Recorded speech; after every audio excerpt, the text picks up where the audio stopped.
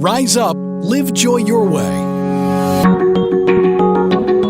From emotional intelligence through cognitive distortions, certified life and wellness coach Kamini Wood is on a mission to help people see the magnificence of their own unique human spirit.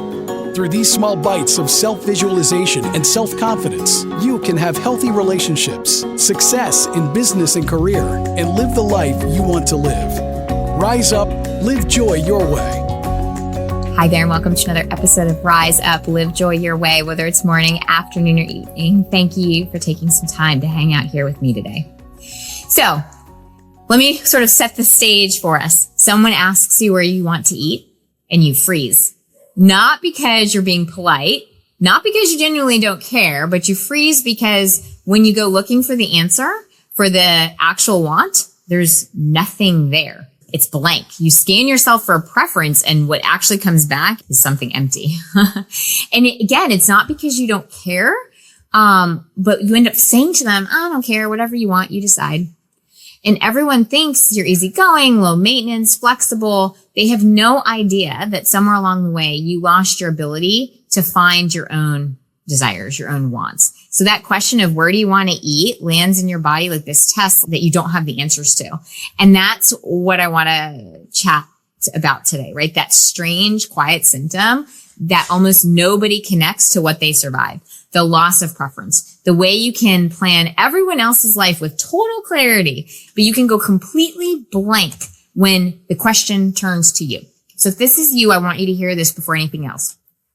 You're not indecisive. You're not boring. You did not lose your personality. You were trained over time that wanting things may have led to uncomfortability, lack of safety, just it wasn't okay. So today I want us to talk about this so we can maybe open the door to you finding your wants again. So I want to just describe the pattern because I think it shows up in more places than people may think. So it's the restaurant, yes, but also it can be bigger. Someone asks what you want to do this weekend, and again, you're at a blank. Someone asks what you want for your birthday, and you're like, I don't know. I mean, I've done that before. What do you want for your birthday? I don't know. And then like during the rest of the year, I have all these things that I need and want. But somebody asked me that, there's like this flicker of panic where we go blank and we deflect. You know, you're great at supporting other people's goals and completely lost when you're naming your own goals. You can argue passionately for what your kids need, what your team needs, what your friend may need and should do, but you turn the lens on yourself and that screen goes dark, right? And there's a particular distress that comes with it because part of you remembers having wants, strong ones, maybe a long time ago, and you can't understand why suddenly at this point in time, you cannot name it. And I cannot tell you the number of coaching sessions that I've had with people where I ask this question and this look of fear comes over the Zoom camera where it's like, I have no idea because we've lost the ability to connect with the things that we want. So when you live maybe in a dynamic where somebody controls through their moods or, you know, their responses to you, you learn something really fast. You learn that your preferences feel dangerous. You learn that they're not okay because every time you wanted something, you got a negative response to it. There was a cost. You know, you wanted to see your friends and it became a fight. You wanted to go to this restaurant versus that restaurant. And then the whole evening was ruined or you felt like you were being punished for the fact that you suggested what it was that you wanted.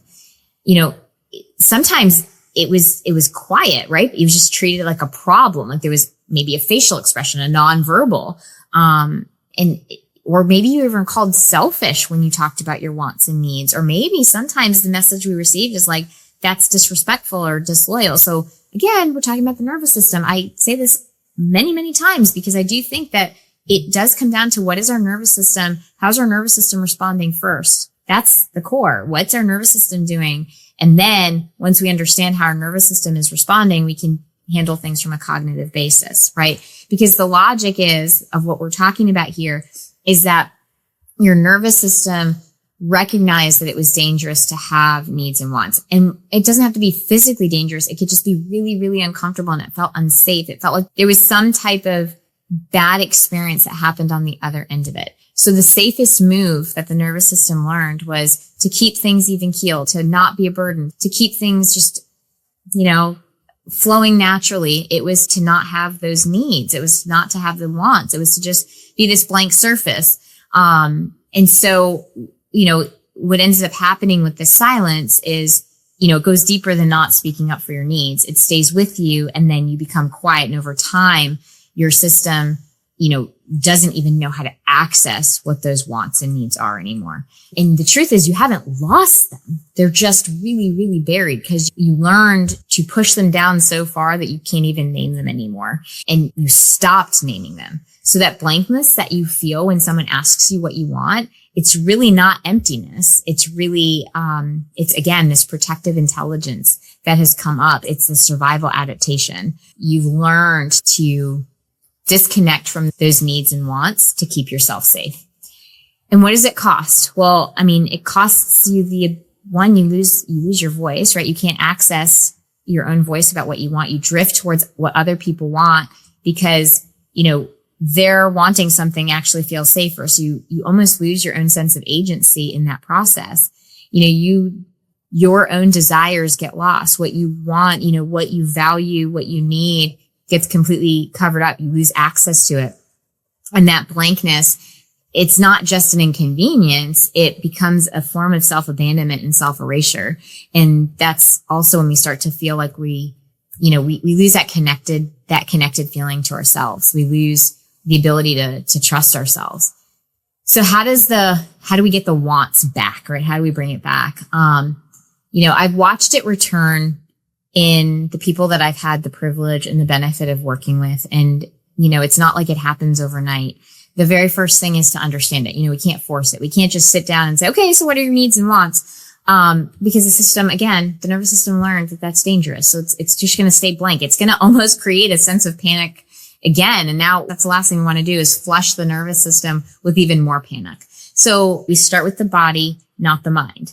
Because again, your mind has learned to suppress it, but your body is where we can begin with. So, we lower those stakes, not just what do I want for my life? It's, just, something as simple as like, hey, am I feeling warm or cold? Do I need, a sweater or do I need to turn on the AC, right? Do I want some water right now? Is this chair that I'm sitting in comfortable? Those sound so silly on the surface, but we start with those really small things because first of all, they're really safe. Do I want water or do I not want water? Do I want to switch my chair? Am I comfortable? Those are safe, small ways that we can start noticing what it is that we want. They're not risky. The second thing is to, again, practice, move the stakes. Again, we're staying low stakes, but we're going to move the needle, right? So, if let's say you're a tea drinker, you give yourself permission to choose between this tea and that tea. I'm going to give myself permission to pick out 2 outfits and I'm going to pick which one. Which song, practice picking which song from, if you use Spotify or whatever mechanism that you listen to music, which song, I'm going on a walk, which path, right? Where we start to pick these smaller things. Which way do I want to drive to work today? The next thing is to be curious with yourself. When someone asks you what you want and that blankness shows up, let's pause instead of saying, I don't care. And instead of panicking, we slow down and we get quiet and we check in with ourselves, right? So we say, okay, they just asked me this question. Let me check in and see what it is that I might want. We might still be blank. It's not to shame ourselves then, but it's at least to slow down, pause, and really see if we can come up with something. And I really want you to understand and to hear this. Your wants and needs have not completely disappeared, right? They haven't died. They've just been suppressed and they're kind of, they're underneath things. We have to just spend some time, uncovering them, right? And there's a difference, between something being completely gone and something that's been suppressed because we have a choice with the suppression. We can take our time to unpack those things and bring them back out. And what it requires is self-compassion, right? Being kind to yourself, over judgy of yourself. And it requires some patience because it's not something that can happen overnight. And the caveat that I really feel like I need to offer is, a persistent loss of interest in things, where nothing really feels appealing, can be a feature of depression. So sometimes it's not just suppression of preferences, and they can look very similar on the outside. So if the blankness extends to everything, and even the small feels that we were talking about, like the small ones, like, is this chair comfortable or not? That also feels unreachable. It is important to recognize that could be deeper, and it could deserve you reaching out to a therapist to work with you on something like that, right? A professional could to actually talk with you about that, because this work of recovering preferences is real, but it's also not a substitute for clinical care when there really is deeper depression happening. And knowing the difference and seeking out that support to figure out which it is really, really important for your own well-being. So again, if you froze at the dinner question this week or recently, just this is something that I want you to carry with you, is that this isn't you being indecisive. It doesn't mean that you have no wants and needs and desires and things that you like. It just means that you've probably learned to suppress those wants for such a long time, and you absolutely can reclaim those things. And it's just a matter of giving yourself permission to do it step by step. So, just one catch, just slow it down, one catch where you've been asked something, and just pause, slow down. Let me check with myself. What is it that I really want? So hopefully that's helpful. If you felt like you can't access and you constantly say, I don't care, whatever you want. If you're saying that a lot, this is your invitation to slow down and see what it is that you actually really want.